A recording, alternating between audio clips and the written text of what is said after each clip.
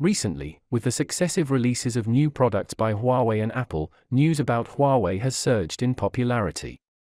Many netizens naturally assume that Huawei's support in China will definitely increase, and its development in China will be smooth sailing. Is the reality truly as expected? As we all know, Huawei is currently under siege from all sides, but what you don't know is that one of Huawei's biggest threats is from China. I bet you must be astonished to hear this.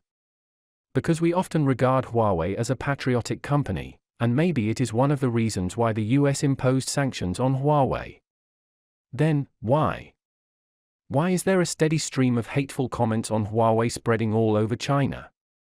Huawei CEO Ren Zhengfei once said that he is grateful to the US because they made Huawei more united as never before. That is true. In fact, before the US sanctioned Huawei, the biggest danger to Huawei actually came from China.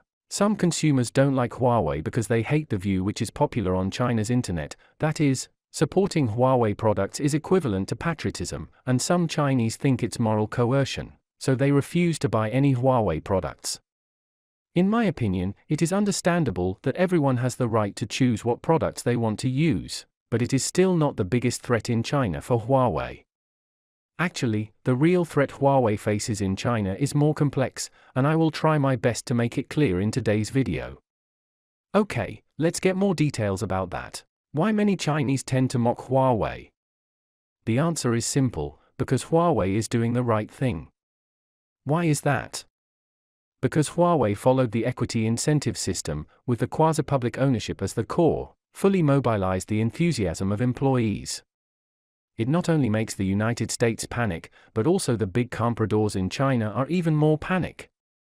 Americans have technology and patents, but what about those big Chinese compradors? What do they have? The natural enemy of capital is common prosperity. It is exactly what the big domestic compradors are most afraid of. What stage is China currently in? Some people did get rich first, and then did their most that they could prevent others from getting rich. So, at present, as for the Chinese people who were born in ordinary families, the possibility of getting rich by their own hard work is close to zero. What if Huawei succeeds? A good road often means huge resistance. The more good things are, the more people will criticize them, slander them, and hope that they will die. If it does not die, it means that the wealth in their hands is not tightly grasped and will not last forever.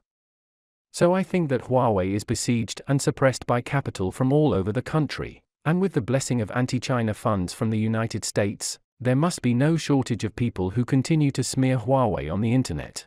And what does the real Huawei look like? The Japanese people once said in a public opinion poll, it would be nice if Japan also had a company like Huawei. Huawei has more than 85,000 R&D patents, ranking first in China. The research and development investment exceeds 400 billion yuan, and the country pays more than 100 billion yuan in taxes every year.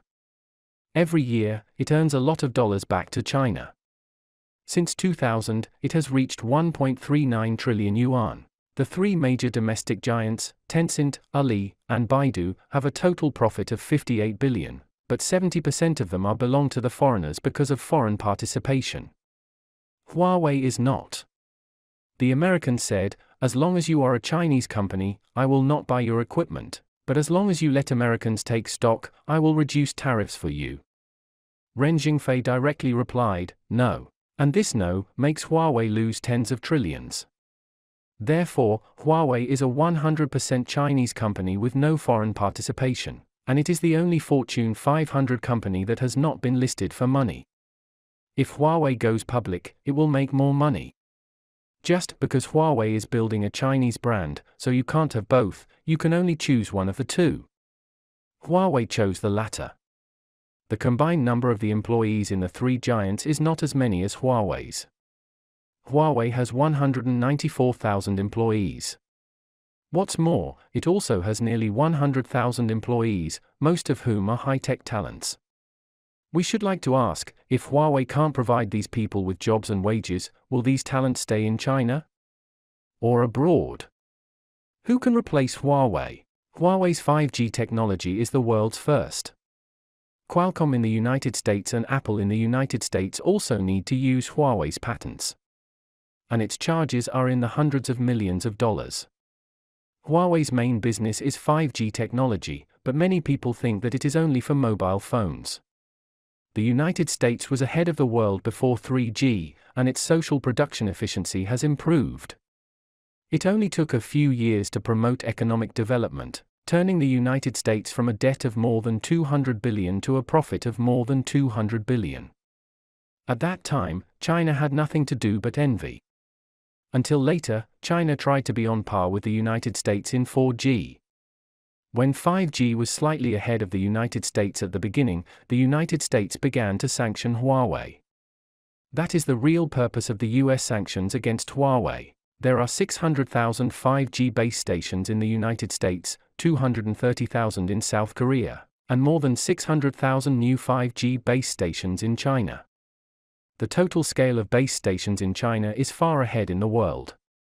For example, there are a total of 850 5G base stations in Germany, while Shenzhen alone has 46,000. Someone once said that Huawei is currently the most domestically produced mobile phone. The chip is designed by itself, and many parts are made in China. By using domestic parts, so as to increase employment rate and reduce the loss of wealth abroad. In August 2023, U.S. Secretary of Commerce, Raymond, visited China. On this very day, the Huawei Mate 60 smartphone was unveiled. Not only does it boast cutting-edge global satellite communication capabilities, but it also features Huawei's domestically developed 5G Kirin 9000S chip.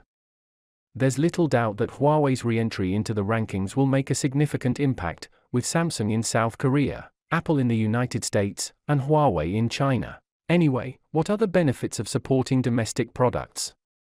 Well, it will stimulate domestic production and development, improve the trust of domestic people in domestic products, enhance national pride and cohesion, reduce the loss of national wealth, and increase employment opportunities. So the car that the Japanese drive is Toyota, and the mobile phone used by the Koreans is Samsung.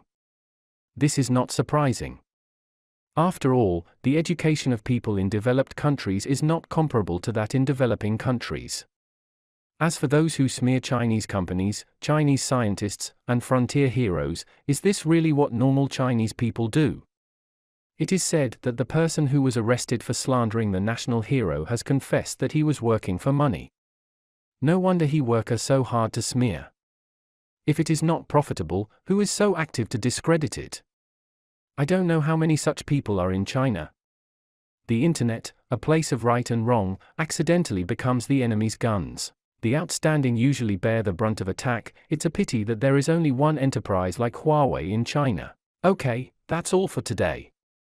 How do you think about it?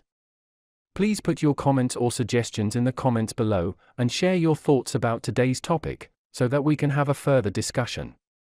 Your immediate reply is the encouragement that we can move on more videos in the future. Thanks for watching and have a wonderful day. If you like our videos, don't forget to hit the subscribe button. We will see you in the next video. Goodbye.